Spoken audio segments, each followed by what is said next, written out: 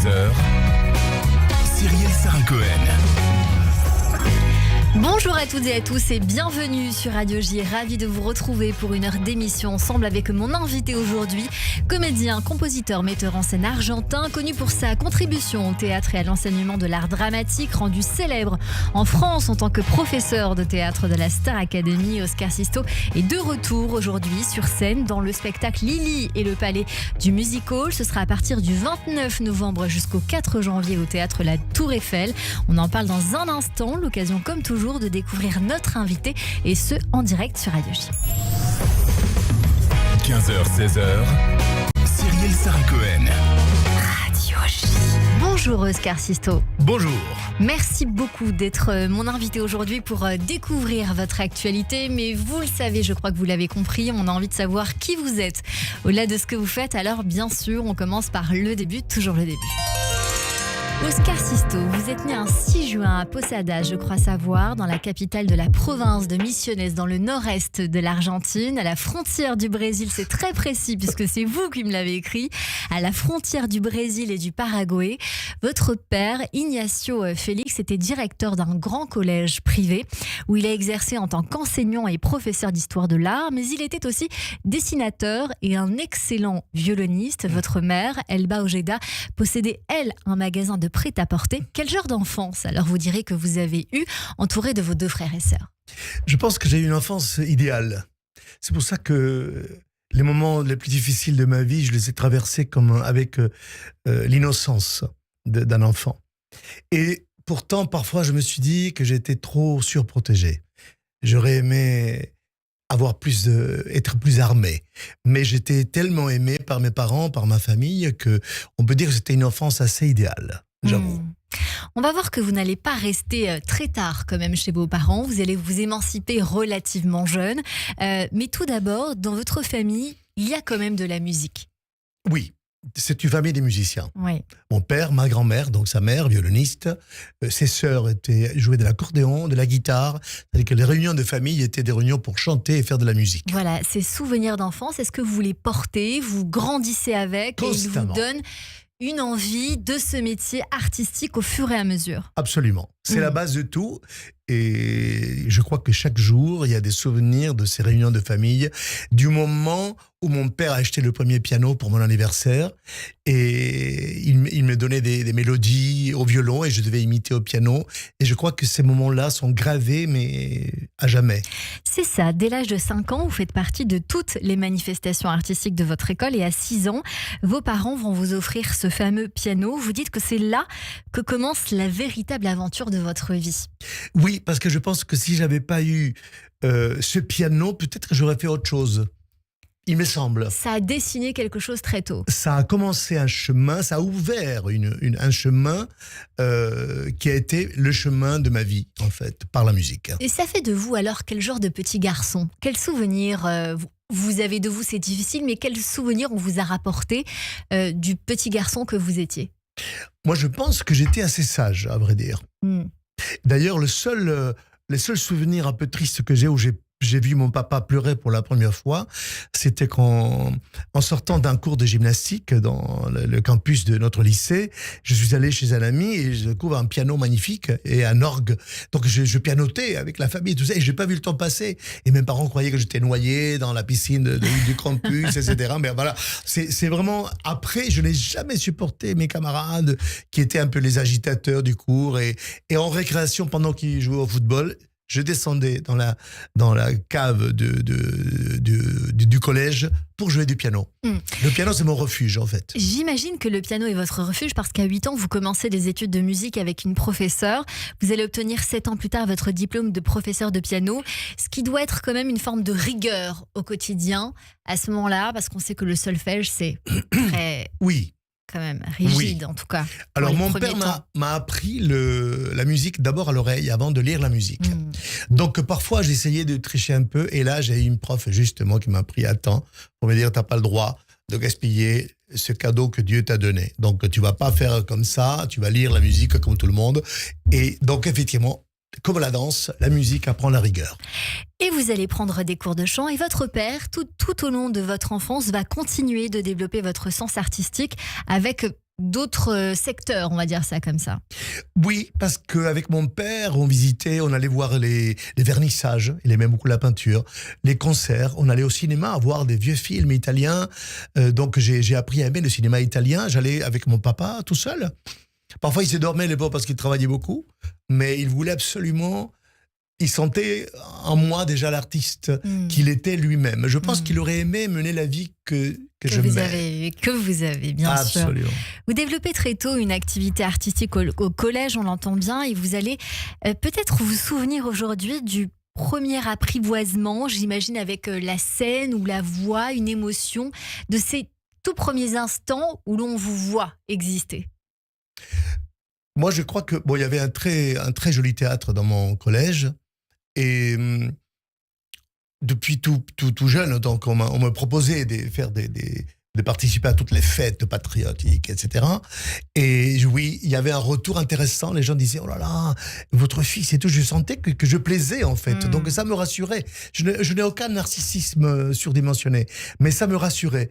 Et quand j'ai quitté architecture pour dire à mon père, en fait, je pense que c'est le théâtre qui va gagner, j'avais 18 ans, et il a pris ça de façon très naturelle. Et il ne s'est pas fâché ni rien, parce qu'il sentait qu'en fait, il attendait que je prenne ma décision. Que vous preniez votre décision. Il y avait une décision au départ qui était quelque chose de plus concret, vous l'avez dit, parce que vous allez passer un baccalauréat à 17 ans, vous allez entreprendre des études d'architecture pendant 3 ans, tout en intégrant quand même une chorale universitaire. Vous allez suivre une formation de théâtre qui aura d'ailleurs une méthode assez particulière. Oui. Et j'aimerais que vous nous l'expliquiez. C'est la première fois que j'entendais parler de la méthode de Stanislavski, qui est la méthode de l'Action Studio. Et les professeurs que j'ai eus à ce moment-là avaient fait des études dans des grandes écoles à Buenos Aires, des écoles que j'ai fréquentées plus tard. Et ces gens-là, moi j'avais 18 ans, ils avaient 35-40 ans, c'est des gens qui avaient travaillé à l'Action Studio. Il y en a un, Lito Cruz, qui était un ami de Al Pacino, donc de Robert De Niro. Donc on était très liés avec ces nouveaux théâtres, avec une technique à l'américaine, disons. Voilà. Quelle serait votre définition du théâtre à vous, Oscar Sisto ? Je pensais que j'en avais plusieurs et en fait j'en ai aucune là qui vient. Mais le théâtre pour moi je crois que c'est un condensé de la vie, un miroir de la vie. Je ne conçois pas la vie sans théâtre. Et parfois, le théâtre peut être politique. Il l'est forcément. Il l'est forcément. Je sais que dans votre carrière, vous avez lutté, vous, à un moment donné. Oui, parce que j'aimais un théâtre humaniste. Ouais. Et juste, avec des auteurs qui parlaient de ces thèmes-là. Et je me suis quand même coltiné quelques années de dictature de Videla en Argentine, en fait. Donc c'était dur, ça devenait une révolution culturelle, en fait. J'étais jeune, mais c'était nécessaire. Vous dites que vous n'aimez pas les pièces d'auteur et on va vous dire à un moment donné, pour le théâtre que tu aimes, soit tu apprends le catalan et tu pars à Barcelone, soit tu apprends le français et tu vas à Paris. Et ça, j'imagine que c'est encore un déclencheur en vous. Oui, c'est encore un ange gardien qui était là et qui disait « Ah, tu n'iras pas à Barcelone, tu iras à Paris ». Voilà. Mais déjà à Buenos Aires, j'avais rencontré une comédienne qui était fille de Français et qui m'avait donné l'amour de la langue française, qui me montrait des films avec Gérard Philippe, Philippe Noiret, Alain Girardot. Je les aimais déjà avant de comprendre le français, en fait. Après une expérience dans l'architecture à qui vous allez dire au revoir, vous allez tout mettre en place pour en apprendre le plus possible. Différents corps de métier dans le spectacle, j'entends le jeu, la direction, la mise en scène dans différents pays et avec différents professeurs et techniques pour devenir, j'imagine, le meilleur possible. Qu'allez-vous entreprendre comme étude ? Parce qu'on voit que vous en avez fait quand même, Oscar Sisto. Oui, j'appartiens à une génération, vous savez, où on devait se former d'abord. Aujourd'hui, un jeune veut être célèbre tout de suite. À l'époque, c'était pas ça. Il fallait se former, en fait. Mais cette discipline de la musique, il fallait qu'elle soit transposée au théâtre, à la parole, etc. Oui, il y avait des méthodes. Le professeur qui nous guidait nous parlait. J'ai connu Peter Brook à Buenos Aires, par exemple, qui était mon mentor ensuite à Paris. Grâce à Lina Sophie, j'étais invité à tous ces ateliers du Centre international du théâtre de recherche. Donc, effectivement, j'ai eu Jaime Cohen, Carlos Schwader, Peter Brook, ensuite Maurice Béjart, des gens qui m'ont montré un chemin. Et c'est ça le théâtre que j'ai envie de faire. J'aime la musique, j'aime la danse, j'aime le théâtre. Mais je ne sais pas comment dire ça élégamment, mais je me suis dit, je crois, je ne ferai jamais n'importe quoi. Et ce qui demande beaucoup de sacrifices. Je n'ai jamais rien fait de hyper commercial, par exemple, parce que j'aime la littérature. J'aime le théâtre simple et accessible, mais intelligent et noble. Peter Brook disait « Un acteur n'est ni un magicien ni un perroquet, c'est quelqu'un qui se livre à une exploration permanente de lui-même et de la vérité des rapports humains. » Je crois que vous aimez cette phrase. Magnifique, absolument. Mais il avait cette magie, Peter Brook avait cette magie pour rendre visible l'invisible et pour expliquer des choses complexes avec des mots très simples. J'ai une photo de lui où j'avais 22 ans à peu près et je suis sur scène, on est en train de travailler une scène de Tchekhov et il me prenait par l'épaule comme ça, il me guidait comme si j'étais sa marionnette en fait. Et donc il faut être disponible simplement. Et devant cette espèce de jardin zen où vous croyez que c'est juste une litière de chat, il n'y a que du sable, en fait dès qu'on commence à regarder vraiment, il y a un monde comme dans un désert. Vous estimez que pour être bon, il ne faut pas être perfectionniste, mais il faut être exigeant. Je pense qu'il y a plusieurs façons d'être bon dans tout ce qu'on fait, qu'on soit boulanger ou vétérinaire. Je n'aime pas l'expression être perfectionniste. Je pense que ma mère disait seul Dieu est parfait. Donc je pense que nous, humains, on n'est pas parfait, on ne le sera jamais, mais on peut s'améliorer. Donc il faut être exigeant avec soi-même. Vous allez vous inscrire au cours de l'Alliance française, c'est important de le dire. Vous allez apprendre le français. Quelques mois après, vous allez intégrer le cours Pierre Rénal au théâtre de l'Athénée Louis Jouvet pour continuer l'année suivante une année à la classe libre du cours Florent avec Francis Huster qui a vu beaucoup d'artistes. J'ai l'impression que Francis Huster, il a donné des cours à tous les acteurs que je rencontre.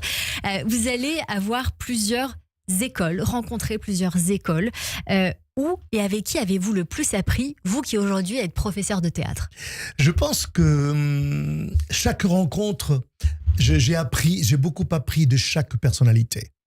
Et parfois, il y a une interview de quelqu'un, une interview d'Anthony Hopkins, il ne sait même pas que j'existe, et j'ai chopé une phrase, et je dis, mon Dieu, ça vaut 1 an de conservatoire.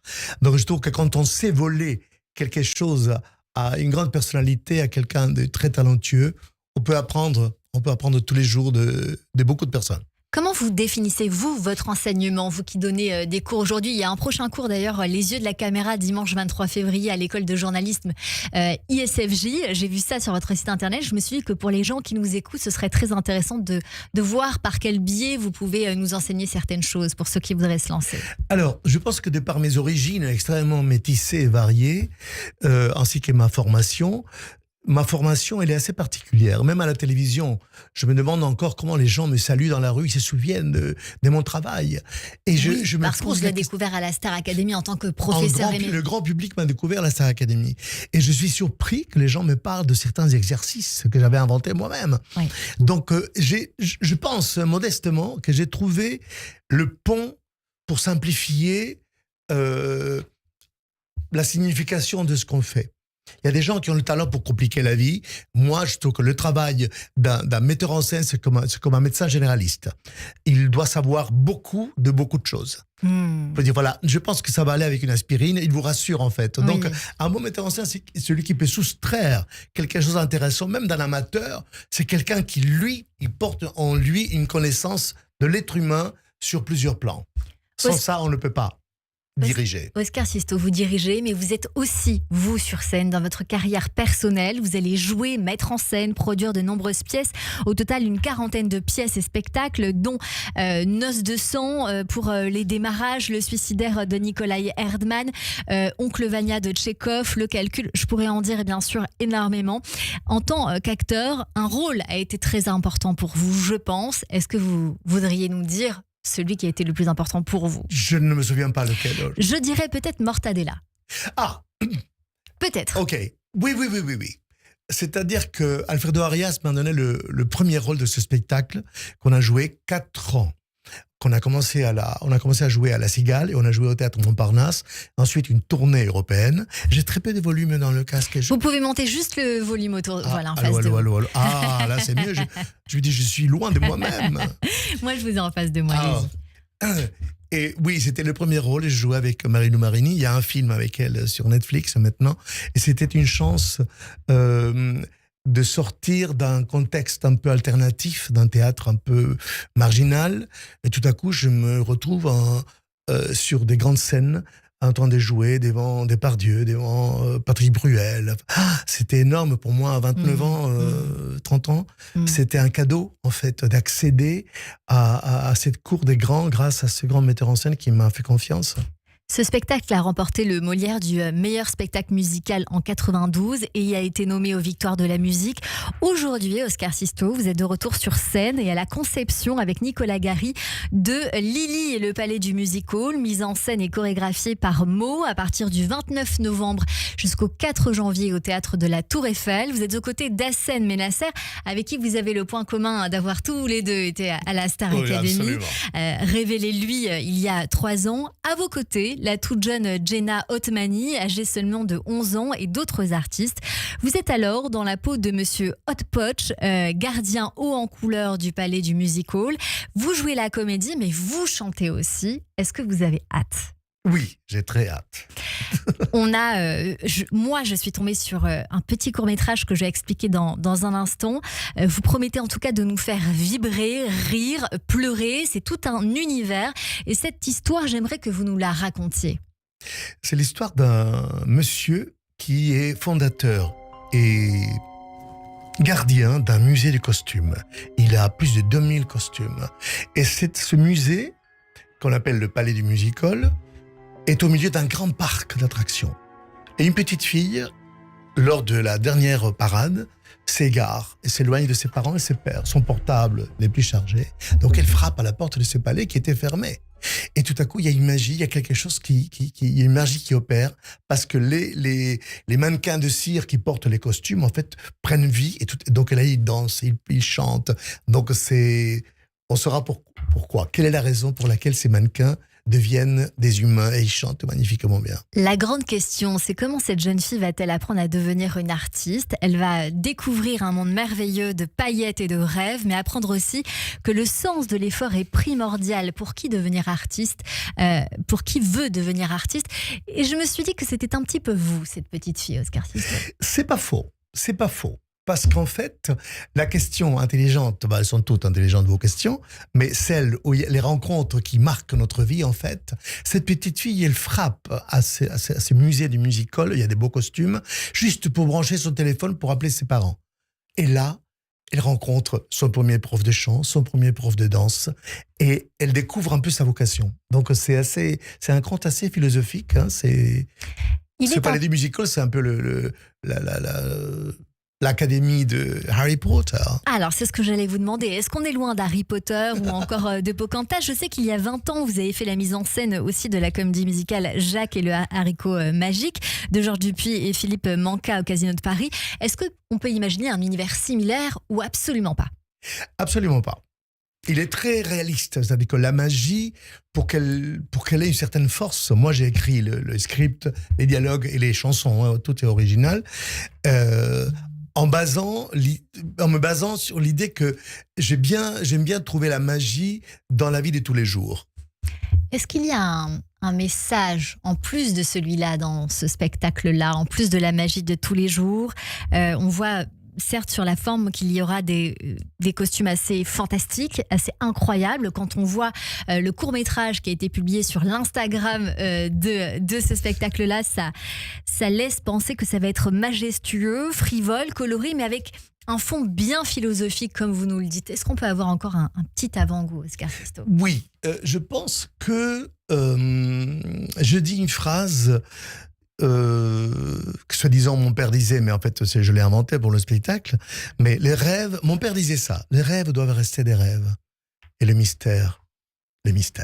Ah, on dira rien de plus que ça, on garde ça.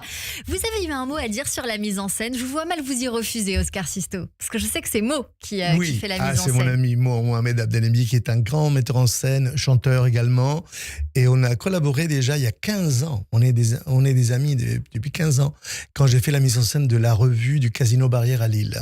Il était déjà chorégraphe et artiste dans la troupe. Donc on ne s'est plus quitté. Et il a un sens de la mise en scène très, très puissant, très rythmé. Et puis, c'est un grand danseur, et puis les danseurs sont très bons. C'est vrai que là, le plateau n'est pas très grand, donc on est 9, mais ce spectacle peut être pour 18 personnes, 20 personnes. C'est un spectacle familial, tout public. Tout à fait. À partir de quel âge, vous diriez ? Moi, je dirais à partir de 5 ans. À partir de 5 ans, pour un moment magique à partager ensemble. C'est aisément un cadeau à faire pour les fêtes de fin d'année. C'est ce que je me suis dit. C'est le meilleur cadeau qu'on puisse faire.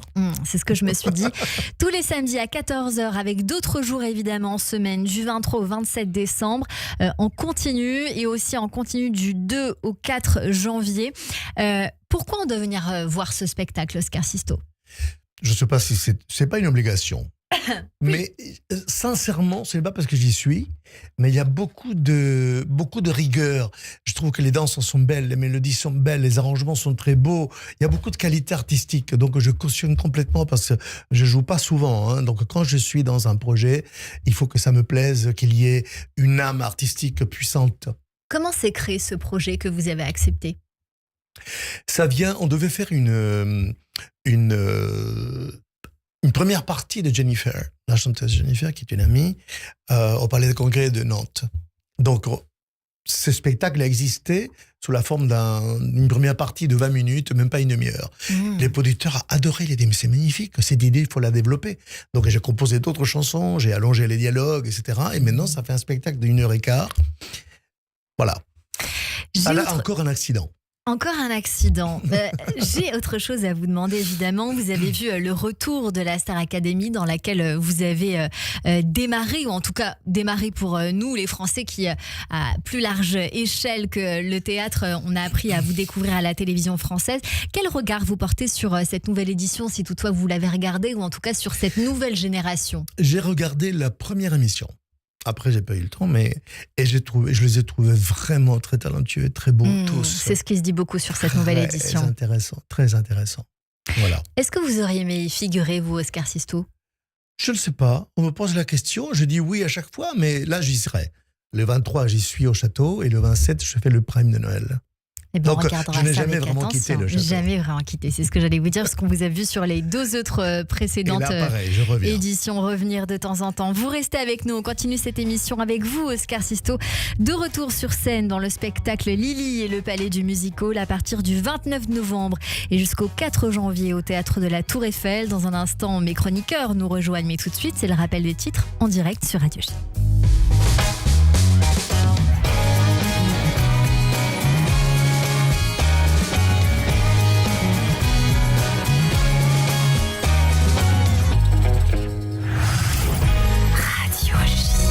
Cyrielle Sarah Cohen. Le Club Imo Radio J, Marc Ezrati. Bonjour, c'est Marc Ezrati. Je vous retrouve tout à l'heure avec le Club Imo à 16h05 sur Radio J.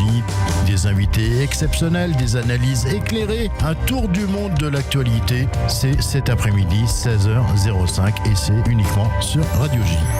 Radio J.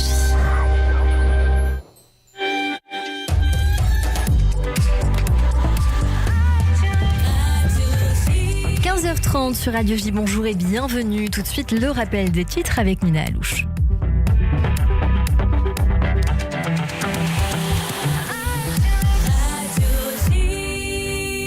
Bonjour Nina. Bonjour Cyrielle, bonjour à toutes et à tous. À la une de l'actualité, la police soupçonne l'ancien procureur général de Tsal d'avoir aidé Ifat Tomer Yerushalmi à dissimuler son rôle dans la fuite de la vidéo. Matan Solomer a été arrêtée hier soir en même temps que l'ancienne avocate générale militaire. Elle a avoué avoir divulgué des images de surveillance montrant des soldats de Tsal maltraitant gravement un détenu gazaoui. Le député Avigdor Lieberman présentera un projet de loi visant à priver de leur droit de vote les réfractaires au service militaire. Selon lui, cette loi s'appliquerait à tous les citoyens israéliens sans distinction de religion. Annonce à la suite d'une manifestation ultra-orthodoxe de 200 000 personnes contre la conscription militaire la semaine dernière.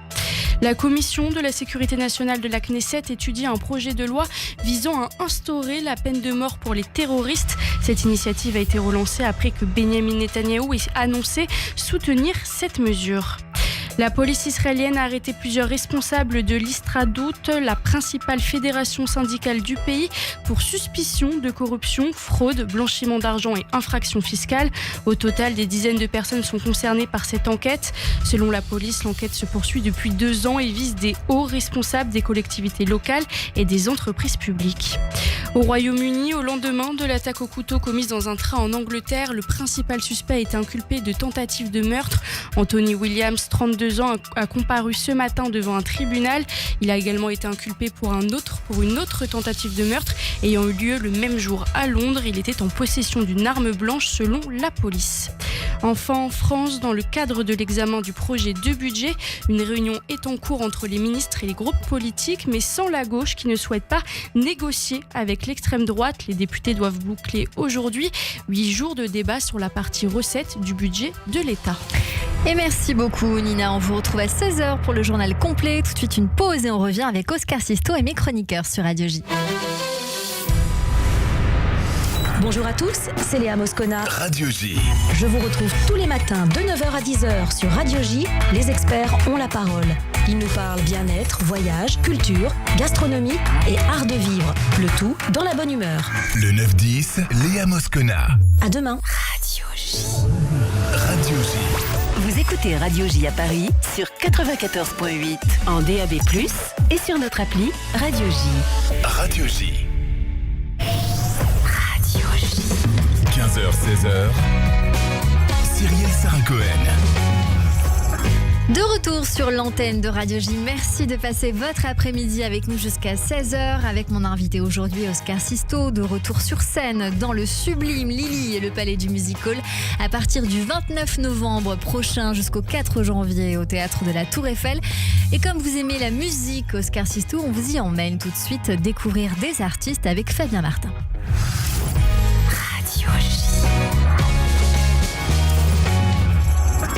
Bonjour Fabien. Bonjour Cyrielle et bonjour Oscar. Cela ne vous aura pas échappé, on est entré dans le dur de l'automne. Les feuilles mortes commencent à tomber, les radiateurs à se rallumer et les appareils à raclette sont sortis histoire de préparer au mieux notre winter body. Tout ça donne furieusement envie de se barrer loin, très loin, au soleil.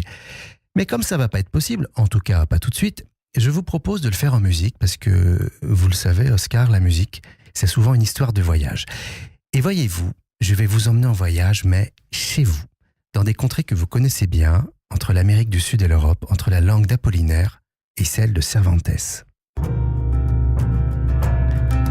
Dis-moi où je gagne, en zigzag ou que j'aille, à l'ouest. Elle s'appelle Monada, elle au pluriel, car il s'agit d'un duo et pas n'importe lequel. 2 sœurs, 2 voix, 2 âmes à la fois à l'unisson et en totale harmonie. Je frappe ou je me noie. L'une s'appelle Mona, l'autre Nada, ça ne s'invente pas. Mona joue de la guitare, Nada des claviers. Extrait.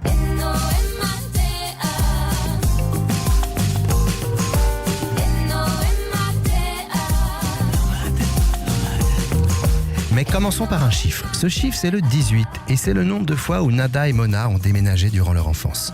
Villeurbanne, la Belgique, l'Espagne, la Turquie, une vie itinérante, des valises jamais refermées et des paysages sonores qui ont fait d'elle de véritables globetrotteuses. Alors forcément, Monada passe du français à l'espagnol avec un naturel désarmant et nous embarque dans leurs valises aux 4 coins du monde, de Buenos Aires à Lima sans escale. J'ai fait Paris, Bordeaux en randonnée. Ça fait au moins 400 bornes à pied pour aller voir le monde. Faut s'user les souliers. Pop solaire, accueillante, réconfortante. Quand on écoute Monada, on a l'impression de dormir chez l'habitant, petit-déj inclus, et avec en prime les bons plans pour visiter la ville. Elles ont déjà assuré les premières parties d'Axel Bauer, d'Amel Bent, ou encore partagé l'affiche avec Big Flo et Oli. Et leur nom, Monada, signifie mignon en espagnol, mais attention, c'est un mignon qui a du caractère. Et je voudrais terminer sur une chanson qui est à mes oreilles une petite perle mélodique et vocale. Ça s'appelle Soñar Contigo, et si ça ne vous fait pas voyager, alors là, je peux plus rien faire pour vous. Y las flores ya no huelen, los tomates no me saben, y los peces ya no nadan por el mar. Parce que peut-être... Cyrielle, Je sais que vous êtes une grande fan de Georges Brassens. Si, que vous connaissez tous ces textes par cœur.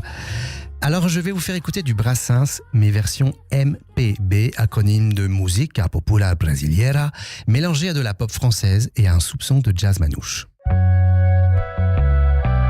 Et je ne connais qu'un seul artiste assez audacieux pour oser ce mélange, Nicolas Pogam, à mes yeux un des plus grands auteurs de sa génération. Le bonhomme, un grand fan de musique sud-américaine, a donc décidé de revisiter Brassens à la sauce tropicaliste et le cocktail est explosif, poétique, dansant. Il est morne, il est taciturne, il préside aux choses du temps, il porte un joli nom Saturne, mais c'est un dieu fort inquiétant. On ne sait même plus si on écoute du Georges Pogam ou du Nicolas Brassens, et ça veut dire Paris réussi. Exemple avec les Ricochets. J'avais 18 ans, tout juste quittant ma ville natale. Un beau jour au guet, je vins débarquer dans la capitale. Si vous allez sur son Facebook, vous verrez pas mal de photos de Nicolas Pogam en train de refaire le toit de sa maison en Ardèche. Faut dire que le type est sacrément perché. Il vit à l'abri de tout, au milieu des guitares, des livres et des herbes folles, là où la poésie pousse encore à l'état sauvage. Nicolas, c'est un troubadour 2.0, un cœur pur qui navigue entre les réseaux sociaux et le chant des oiseaux. C'est pas seulement à Paris que le crime fleurit. Son nouvel album, L'Assassinat, sort dans quelques jours et il sera sur scène à Paris le 13 décembre au Chair de Poule et le 20 novembre au Bijou, à Toulouse. Quant à Monada, leur album est déjà disponible sur toutes les plateformes et elles seront en concert, elles aussi le 13 décembre, mais à Athis-Mons, à la médiathèque Simone de Beauvoir. Voilà, j'espère que vous avez fait un bon voyage et je vous souhaite un agréable retour. Et merci beaucoup Fabien Martin pour cette magnifique chronique. Monada, je crois que c'est ce qui nous a le plus plu. Je ne sais pas ce que vous en pensez. Oui. C'est vraiment quelque chose, Nicolas Pogam aussi. Magnifique, wow. Magnifique. Merci beaucoup Fabien Martin. Allez, tout de suite, c'est le billet du jour avec Adèle Salomon. Le billet du jour. Bonjour Adèle. Bonjour Cyrielle, bonjour à toutes et à tous et bonjour Oscar Sisto. Bonjour. Oscar Sisto et non pas Oscar Sistar, même si des stars vous en avez côtoyé.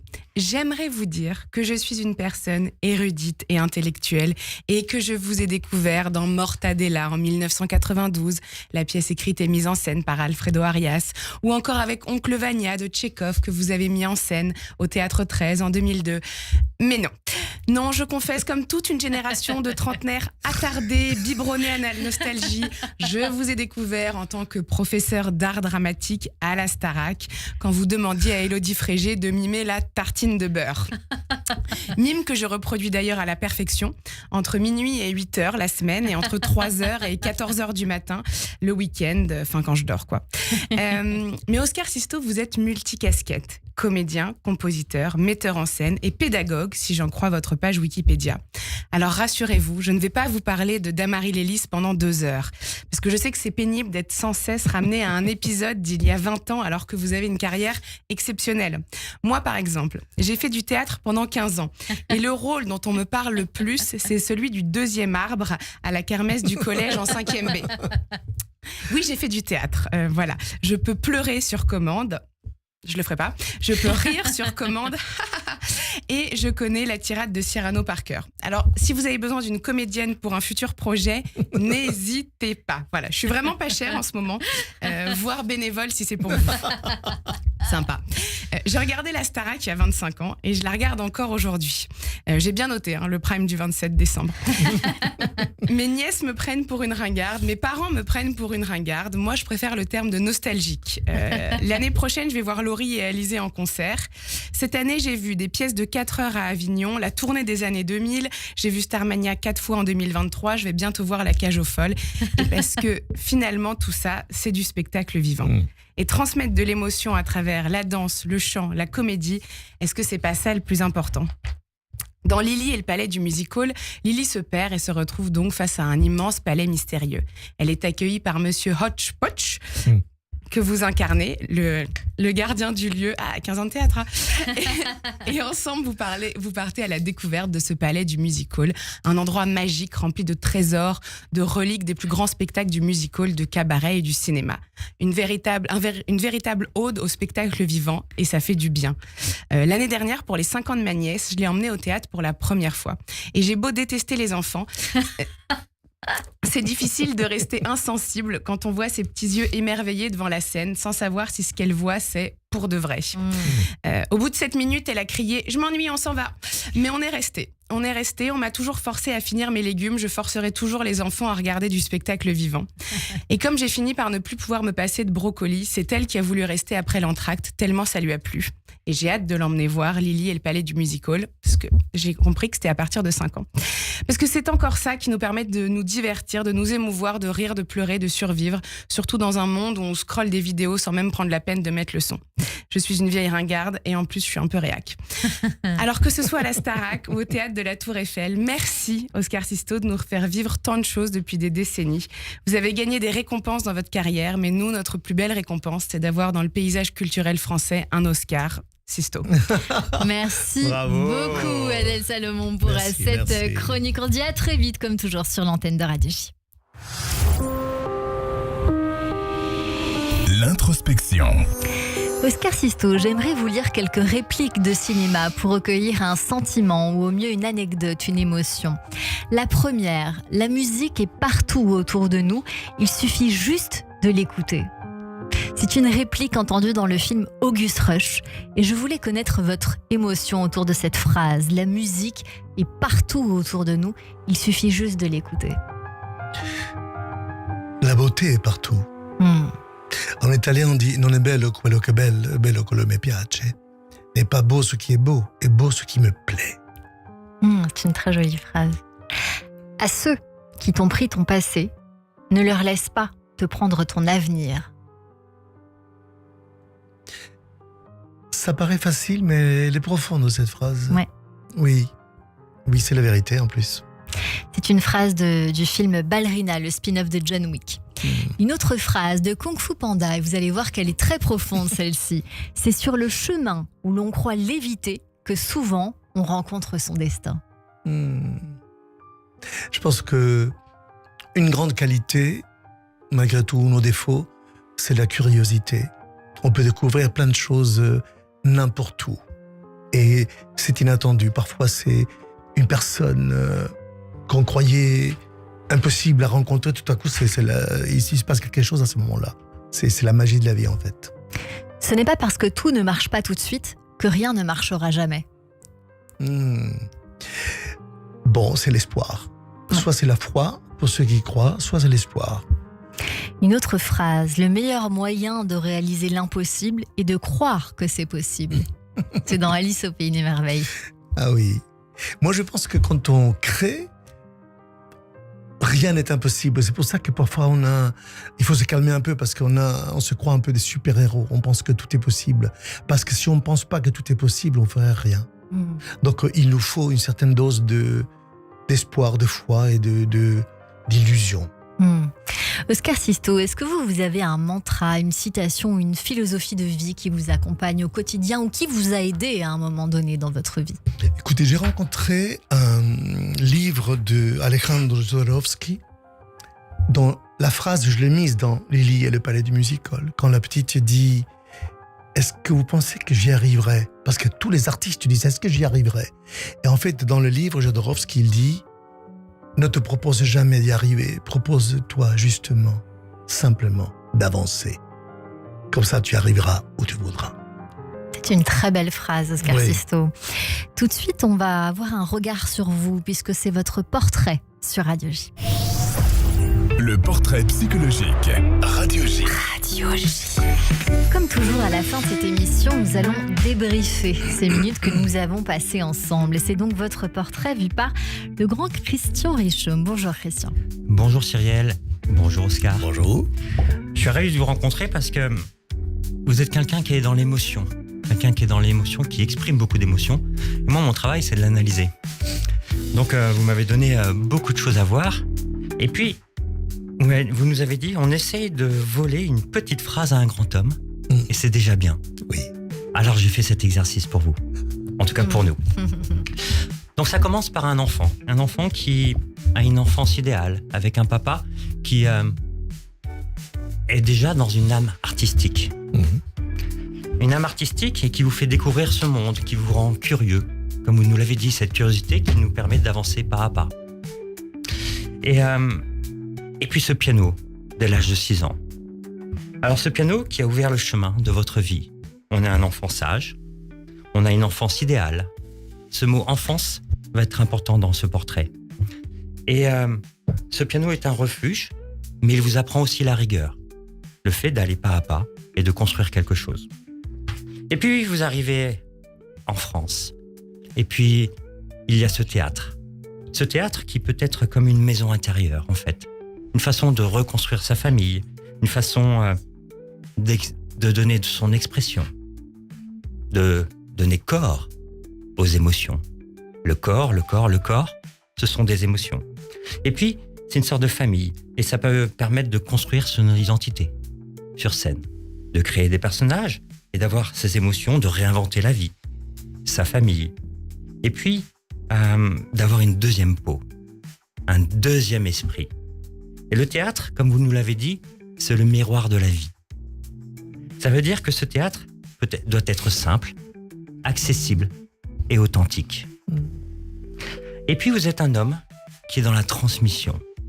Ça veut dire que vous avez beaucoup appris, mais vous donnez beaucoup aux autres. Vous êtes une sorte, avec vos élèves, les jeunes artistes, avec les spectateurs, avec les fans, réac. Vous avez une fonction symbolique, celui d'un mentor. Celui qui est un guide, qui allume les étincelles chez les autres. Et puis, même si on n'est pas parfait, mais il faut être exigeant avec soi-même. Alors, vous trouvez le pont, le lien entre les gens. C'est ce que vous nous avez expliqué, c'est la meilleure façon de transmettre, c'est de trouver ce pont. Alors tout ça, c'est réuni par un enfant. Je vois en vous un enfant intérieur qui survit et qui aime le jeu de la scène. Cet enfant qui est encore présent aujourd'hui, cette grande expression. Vous êtes quelqu'un de sensible, avec de l'énergie, avec de la bonne humeur, vous êtes jovial. Un enfant qui a gardé son système lumineux, son authenticité, son côté magie. Vous avez dit trouver la magie dans tous les jours.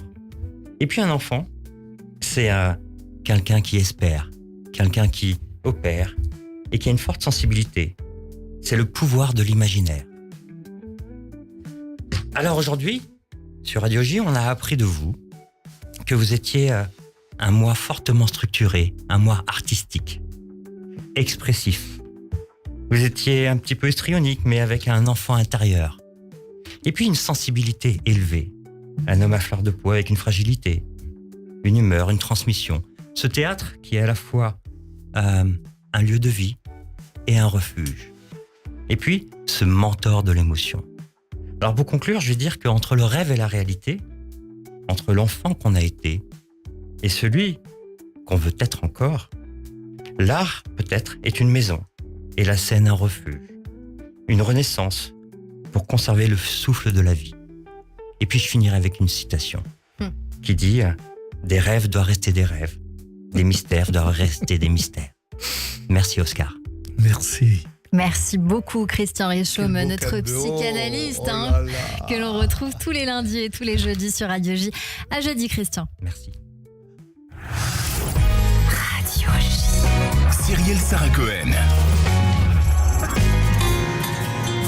C'est la fin de cette émission avec vous, Oscar Sisto. Vous êtes de retour sur scène dans le sublime Lily et le Palais du Music Hall à partir du 29 novembre jusqu'au 4 janvier au Théâtre de la Tour Eiffel. Et avant de conclure avec vous, je voudrais en rappeler à ce jeune homme en vous de 21 ans, arrivé à Paris le 2 décembre 1980 à 8h du matin à la gare d'Austerlitz avec un pote sociologue des étoiles plein la tête pour vivre intensément un séjour de 3 mois et qui est resté des années, 40 ans précisément. Quelle émotion. Vous êtes très ému. Très. Ça va être un grand plaisir pour nous de vous retrouver évidemment sur scène. J'imagine que votre émotion sera encore intacte en retrouvant la scène. Je le pense, je l'espère. On a hâte en tout cas de vous retrouver. Je recommande chaudement à nos auditeurs de venir rejoindre l'Instagram de ce musical, de ce palais du musical Lily et le palais du musical avec un très joli court-métrage qui ressemble au château de Damarie-Lélis mais qui n'est pas. Exactement, vous êtes la première à me le dire. C'est vrai, Yes. Écoutez, au départ je me suis dit quelle chance, ils ont réussi à pouvoir pénétrer les locaux là-bas. Et en fait, c'est le château du Verbois, quelque chose comme ça. C'est le jardin du Verbois, C'est si je dis pas de magnifique, bêtises. c'est un lieu magnifique. Ça a l'air splendide.